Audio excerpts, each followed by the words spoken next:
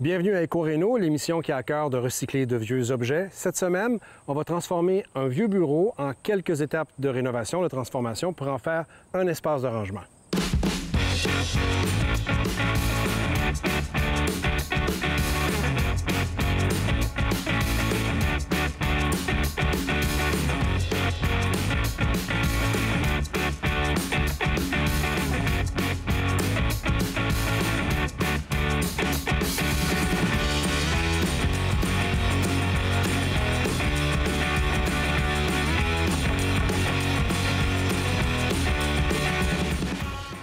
On est à l'éco-centre de Saint-Pascal. Aujourd'hui, on cherche un seul gros morceau. C'est un bureau. Cependant, on va essayer de trouver un bureau dont les tiroirs, les pourtours des tiroirs sont complètement en bois si possible. Allons voir si on trouve ça.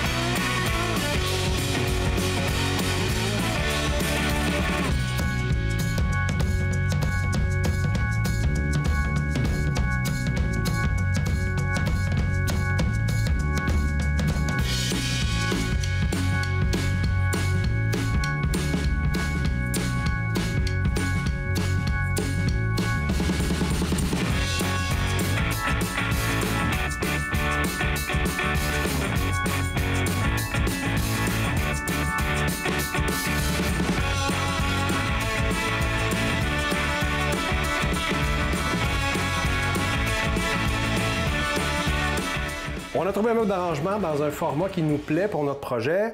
Les tiroirs sont faits dans du bois compressé, mais c'est du bois, donc la peinture va tenir, tout va bien de ce côté-là. On va déplacer ça, on va amener ça à la remorque qui nous permet d'amener ce genre de découverte-là vers l'éco-chantier de Saint-Pascal. Je vais aller chercher Francis qui me donne un coup de main.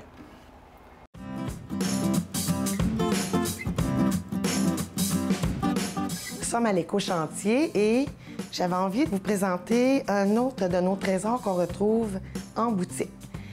C'est un miroir qui est vintage, en cuivre, et très rare selon moi parce que j'en vois pas souvent. Fait que d'après moi, c'est peut-être plus dans les années 50, 60, mais c'est un miroir parmi tant d'autres parce que j'en ai d'autres ici en boutique, des vintage un petit peu plus récents. Non, vraiment, ce miroir-là, c'est un de mes coups de cœur. Il est sur pied, il est pesant, ce qui m'indique qu'il est vraiment âgé. Prend pas trop de place, puis on se voit très bien dedans.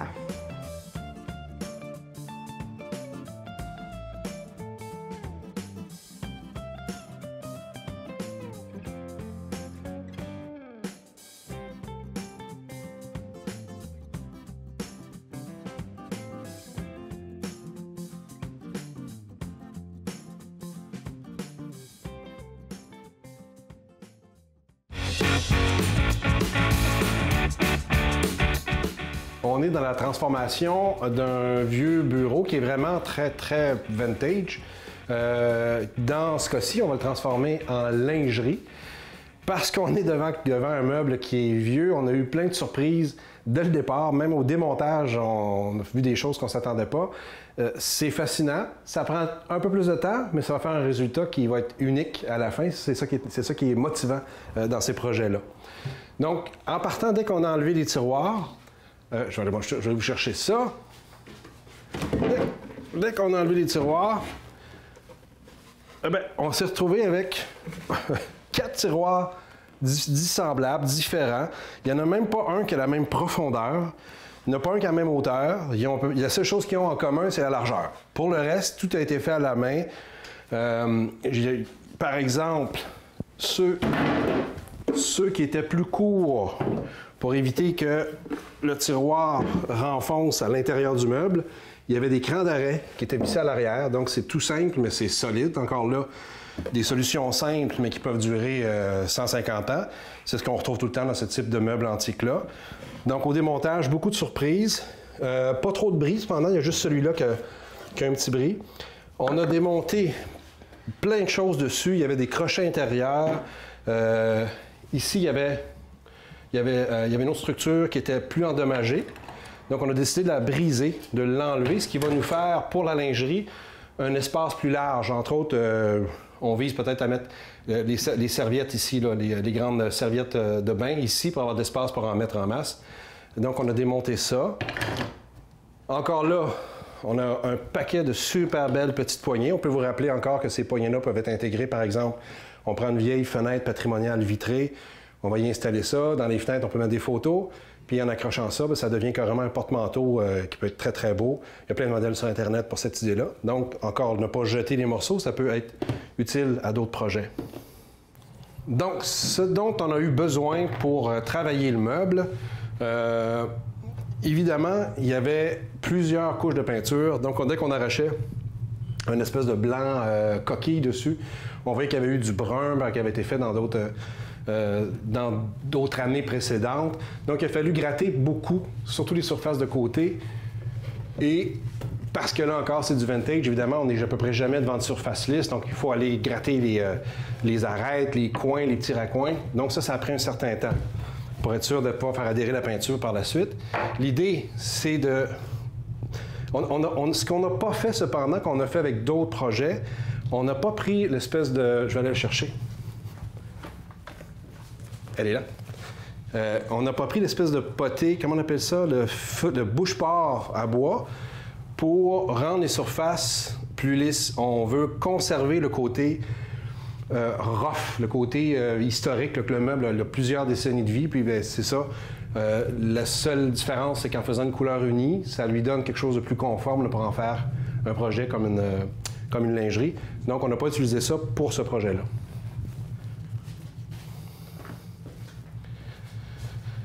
Ensuite, on a sablé. Là encore, on a sablé, mais de façon avec un grade qui est assez doux, parce que l'idée, c'est pas d'en faire des surfaces tout à fait planes. On veut voir l'historique du meuble à travers le grain du bois. Mais on l'a quand même fait un peu parce que, vu qu'on a dû arracher plein de trucs, il y avait même ça. Ça, j'avais pas vu ça encore. Il y avait même des espèces de crans d'arrêt ici qui étaient plantés, qui permettaient vraiment d'aligner parfaitement les 4 tiroirs, malgré le fait que les 4 sont asymétriques. Donc, toutes ces choses-là, on a quand même sablé un petit peu pour permettre une adhérence plus juste de la peinture. Donc, notre meuble est inversé parce que, évidemment, il a fallu faire quelque chose qu'on ne fait pas souvent, c'est de peinturer l'intérieur du meuble parce que, souvenons-nous, on veut en faire une lingerie. On peut faire une lingerie avec cette idée-là. On peut aussi, par exemple, en faire un vaisselier à l'intérieur. On a vu aussi dans nos recherches sur Internet des gens qui avaient mis de la peinture extérieure sur le meuble et qui en avaient fait une espèce de meuble de rangement pour le barbecue avec les outils de barbecue et tout ça. Donc, il y a plusieurs variables possibles avec cette idée-là de simplement, entre guillemets, désosser un bureau, y enlever ses tiroirs, puis y donner une autre fonction. Autre chose qu'on a eu comme surprise avec ce bureau-là, je reviens avec mes fameux tiroirs. On se souvient que nos tiroirs, aucun des 4 n'avait la même superficie de fond. Hein? Dans certains cas, il y avait carrément des morceaux de bois pour compenser. Donc, on n'a pas pu simplement enlever le fond pour venir le mettre ici. Parce qu'évidemment, on ne pourra pas en faire une lingerie et avoir 3 étagères si les étagères, c'est des grands trous. Donc, on a décidé de le laisser là. Ça va nous faire, parce que ça fait partie du projet, on va se faire un espèce d'espace d'étagère murale décoratif avec les bureaux. Donc, on a gardé le fond, ça nous permet de faire quelque chose de très uni. C'est très beau, ça va améliorer, à mon avis, au coup d'œil, le projet d'étagère murale. Cependant, ça va nous imposer une étape de plus. On va aller chercher un presswood qui n'est pas trop cheap, qui est assez épais. On va le peinturer de la même couleur que le meuble. Puis on va aller finir nos surfaces pour être capable d'avoir vraiment, dans ce cas-ci, un étagère pour les serviettes, un étagère pour les draps, puis un étagère à débarbouillettes, grosso modo, sur ce projet-là. Mais ça aurait pu être un étagère pour les grands verres, puis un étagère pour les petites tasses, puis d'en faire un vaisselier aussi, ça serait tout à fait faisable. Et ça serait aussi très beau. Donc, encore une fois, on a réussi à trouver de la peinture de récupération, une peinture intérieure parce qu'on va en faire une lingerie à l'intérieur, donc ça fonctionne. Dans une espèce de... là, je suis vraiment pas bon en couleur. Il y a une espèce de bleu qui tire un peu vers le gris. On sait que ça devrait fonctionner parce qu'on sait que ça sera installé dans un appartement qui est vieillot avec encore des revêtements de planches là, sur les murs. Donc, ça devrait concorder, ça devrait être beau. Et là, le défi a été de peinturer l'intérieur. J'ai commencé à faire ma peinture intérieure avec le bureau droit, normalement, avec les pattes par terre. Et quand je l'ai inversé pour faire la peinture intérieure, les choses se sont mises à fonctionner beaucoup mieux. J'arrivais à voir mes angles morts, à voir les endroits où j'avais pas réussi encore à peinturer. Si j'échappais un peu de peinture, bien, c'était pas le plancher qui se retrouvait avec plein de peinture. Donc, encore là, un conseil, commencez par la peinture intérieure et carrément mettre le meuble à l'envers pour faire cette surface-là, ça facilite beaucoup, beaucoup les choses. Bon, donc, comme vous pouvez voir, on a déjà commencé le projet. La première couche du bleu-gris a déjà été donnée intérieur et extérieur. Il y a une deuxième couche qui va devoir être appliquée, peut-être une troisième couche. C'est moins compliqué que ce qu'on a fait, par exemple, sur la table à pique-nique, mais peut-être une troisième couche va s'imposer. Donc, il y a ça, et il y a une autre étape qu'il ne faut pas sous-estimer, c'est, comme on expliquait plus tôt, on a récupéré les tiroirs pour en faire une espèce d'espace d'étagère murale. Surtout qu'on a affaire à 4 tiroirs qui ne sont pas pareils. On va penser à notre agencement au sol avant de penser à un plan plus tard pour visser ça au mur. On va aller faire ça ensemble. Donc, avec le bureau antique, on fait au fond 2 espaces d'arrangement. Un qui est le vaisselier ou la lingerie, comme on a vu précédemment. Mais avec les tiroirs, on peut littéralement faire un espèce de mur de tablette. C'est quasiment un peu art déco. J'espère que je suis dans les bons termes. Là. Les gens qui sont en décoration peuvent me corriger. Ce que je suggère, c'est de faire à plat votre design de tiroir avant de commencer à visser ça sur le mur. Évidemment, si on visse au hasard sur le mur, puis quand on prend un peu de recul, on réalise qu'on n'aime pas l'agencement qu'on a fait, bien là, on vient de percer le mur à au moins 8 à 16 piastres. C'est peut-être pas la meilleure chose, donc c'est de faire l'agencement à plat. Je vais y aller, c'est vraiment pas mon premier grand talent artistique. Je suis plus à l'aise avec un instrument de musique qu'avec du volume. C'est pas moi qui aurais pu être un sculpteur qui fait un 1% pour le gouvernement, vraiment pas. Donc, j'ai pensé à ça. Donc, d'y aller avec le petit tiroir, parce qu'en plus, on a 4 volumes différents, petit tiroir qui est un peu prédominant. Donc, là, au fond, le plancher serait ici. On partirait peut-être à 30 pouces du plancher. Donc, de ne pas y aller nécessairement avec les façades tous vers le bas. Donc, façade vers le bas, puis donner un angle différent celui-là, un volume différent celui-là. À l'œil, si on va regarder ça en contre-plongée ou si on prend le temps de le mettre carrément au sol pour bien le regarder, ça me paraît intéressant. Il faut toujours tenir compte du volume, de la largeur du mur. Si on a un mur très, très grand, on peut prendre plus de distance. Évidemment, plus on prend de distance dans son motif, plus le dessus des étagères, comme cette surface-là ou cette surface-là, devient aussi une étagère, donc le dessus du tiroir, quand tout est collé. Parce qu'il y a des designs aussi qui se font complètement collés comme ça. Là encore, il faut voir à quoi ça ressemble dans le volume de son mur. Mais évidemment, là, on ne récupère pas d'espace ici pour faire triple, quadruple étagère comme ça. Donc, ça dépend de ses goûts personnels, puis ça dépend de la dimension qu'on a sur le mur pour le type d'agencement qu'on fait. Mais encore là, la recommandation de départ, trouver un agencement qu'on trouve beau avant de commencer à tout visser ça sur l'espace mural. Donc, dernière phase de préparation, la dernière couche, comme on disait, pour ensuite le déplacer vers un appartement qui est vieillot, donc ça va bien faire, comme on dit. Et on devrait arriver à faire un agencement dans la même pièce, ce qui est intéressant, d'aller récupérer le meuble et les tiroirs dans un même espace, ce qui devrait nous donner un look antique intéressant et des espaces d'arrangement comme cette pièce-là, on n'en a jamais eu avant qu'on fasse ce projet-là.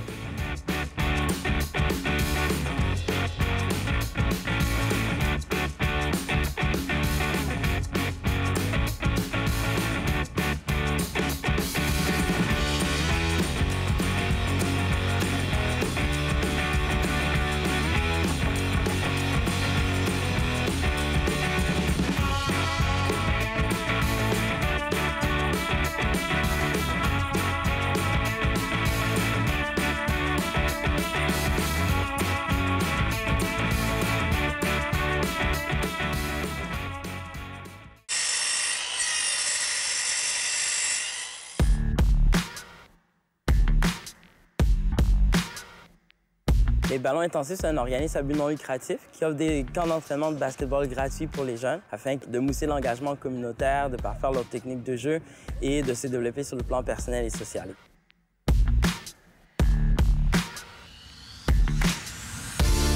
Le bénévolat a changé ma vie sur plusieurs aspects. Ça m'a permis d'être un meilleur leader communautaire. Ça m'a permis de rassembler les gens plus facilement. Ça me fait beaucoup de bien, puis je me sens plus tranquille, plus heureux, plus joyeux. C'est important d'avoir des bénévoles parce qu'il y a beaucoup de travail à faire. Puis si on ne travaille pas ensemble, main dans la main, pour régler certaines choses, on va manquer de souffle. Plus il y a de bénévoles, plus je pense que la société se porte mieux. Si on a donné quelque chose, c'est son temps, son énergie, sa passion. Fait que si on est là, on le fait à fond, on donne le meilleur de soi-même. C'est très important, ça fait une grande différence.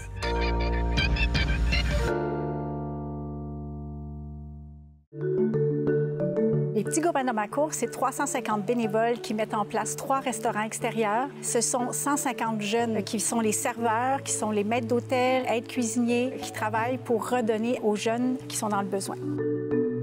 La valeur la plus importante, c'est de montrer à nos jeunes de s'impliquer dans leur communauté, de s'impliquer en donnant du bénévolat. Je pense que c'est la richesse d'une communauté.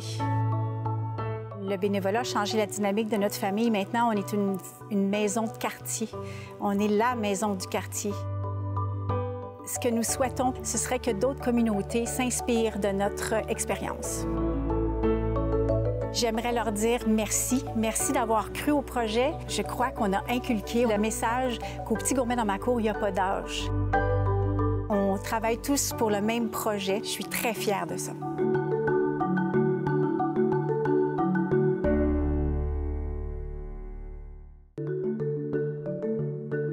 C'est important de faire du bénévolat dans le domaine de l'histoire et de la culture parce que notre devise au Québec est « Je me souviens ». Je suis une fille passionnée qui aime avoir les mains dans les archives, qui aime être au cœur de l'histoire. Les moments qui me procurent le plus de joie lorsque je fais du bénévolat, c'est lorsque les gens arrivent avec leur fonds d'archives. C'est toute leur vie qu'ils viennent partager avec nous. C'est vraiment précieux, ces moments-là. Les gens sont vraiment émus de nous remettre leurs archives. On demeure impliqué dans notre communauté. C'est un don de soi qui nous apporte beaucoup de satisfaction personnelle. J'aimerais dire que les médecins devraient prescrire du bénévolat. C'est le meilleur antidépresseur que je connaisse. Le bénévolat, c'est le plus bel héritage qu'on peut laisser à notre communauté, à nos enfants, pour en faire des citoyens engagés un jour.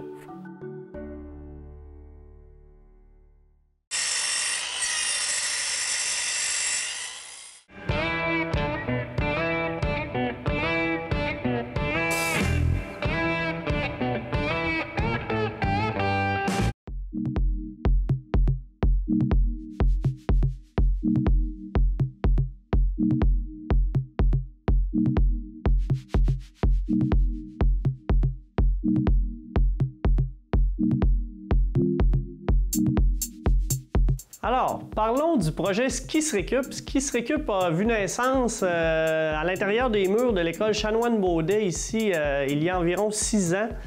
Donc, c'était lors d'un voyage, on faisait du bénévolat au Snowboard Jamboree à Québec.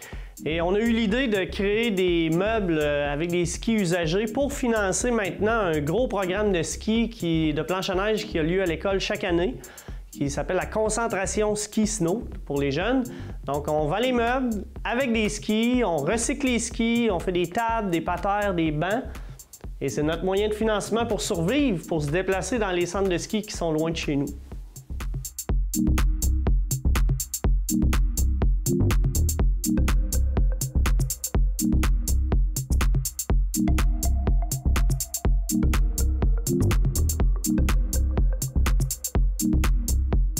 Avec les années, nous avons établi des contacts et souvent, c'est les gens, les commerces qui viennent à nous, qui nous lâchent un petit coup de fil.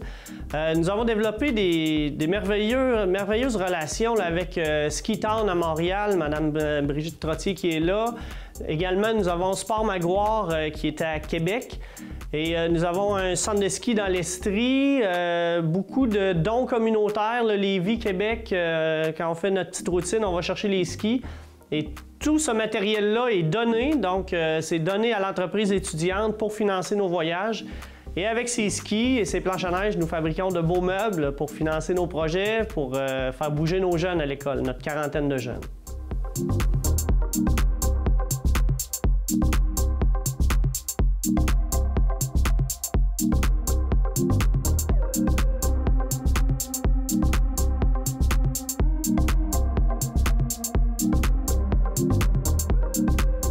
Donc, quand on a commencé à élaborer, à penser à nos produits, évidemment, les idées profusaient de partout, là. On est arrivé avec des idées sur Google, les jeunes fouillaient sur Internet. C'est sûr, c'est pas nous qui avons inventé les créations de bancs de patères. On avait vu ça un peu ailleurs, mais on les a fait à notre goût. Donc, nos produits forts, là, évidemment, c'est le banc de parc, là, soit en bois rond ou en bois carré, mais tous nos produits sont en cèdre. Là. Les rondelles de bois, tout ce que vous voyez au niveau du bois, c'est du cèdre qui est prélevé ici en région avec des bûcherons. Donc, les jeunes travaillent le bois. Donc, le banc de parc, la patère à linge, soit en ski de fond ou en ski alpin, tout dépendant de la demande. Des tables à café, des supports à bouteilles de vin qui sont vraiment populaires, des crochets sur les murs qu'on peut faire avec les fixations des skis. Donc, c'est beaucoup des choses qu'on fait et on est toujours ouvert aux demandes, aux suggestions des clients. Donc, les idées sont illimitées, il reste juste à savoir si on est capable de le faire avec ce qu'on a à l'atelier.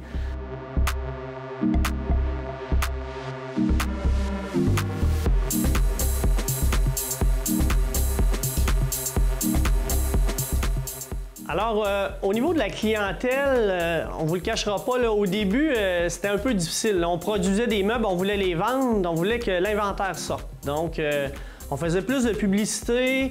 Les gens de la région étaient vraiment à l'appel de nos produits, en ont acheté beaucoup, mais là, comme les gens qui sont amateurs de ski et de planche se sont procurés nos produits proches d'ici, là, avec l'engouement et la publicité qu'on a eue avec Ski se récup, c'est bizarre à dire, mais c'est les gens qui viennent vers nous. On n'a plus besoin de courir après le monde. C'est les gens qui nous appellent, qui nous passent des commandes. On a eu 2 gros centres de ski à Québec là, depuis le début, le Massif de Charlevoix et le Massif du Sud, qui ont passé des très grosses commandes là, entre 3, 4 et 5 000 $. Donc, on a garni leur chalet, leur terrasse. Ça a été des gros projets et comme nos clients sont des skieurs, bien, ils ont vu ça dans les centres de ski et ils nous appellent. Je veux un banc, je veux une patère. Tout se fait sur mesure. Vous êtes amateur de quelle sorte de ski? Des rossignols, des salomons, des heads. Donc, on nous appelle, on nous suggère des idées et on concevoit les meubles. Encore hier, j'ai eu un téléphone pour un banc avec des produits rossignols. Donc, tout est en branle, là, en bois rond, comme le client le veut.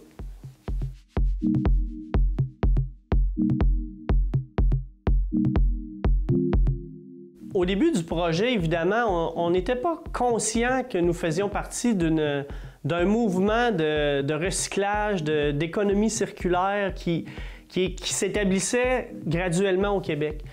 Mais avec le temps, on a réalisé que ce qu'on faisait était important pour la société, était important pour notre planète.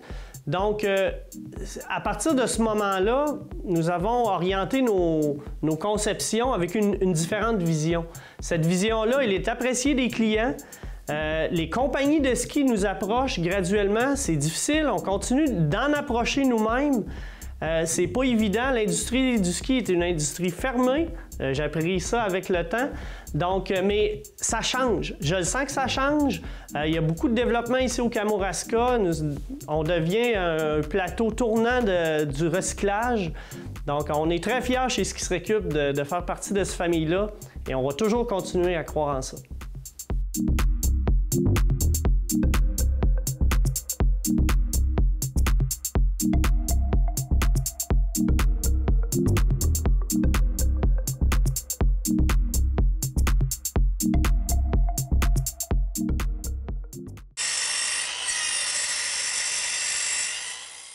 Nous voilà au moment de l'émission où on installe l'objet dans son environnement. Dans le cas de notre vieux bureau qui est transformé en espace de rangement, on a eu à faire là encore quelques retouches de peinture après le déménagement. Une fois que c'était dans son contexte, cependant, c'était très fonctionnel. On a pu mettre un grand volume d'édredons, de draps, de serviettes, beaucoup plus que j'aurais cru. Donc, assez beau et très utile. Merci d'avoir été là encore cette semaine. La semaine prochaine, on réalise encore une belle idée de conversion de vieux objets, une idée parmi les centaines d'idées qu'on peut trouver partout sur le web.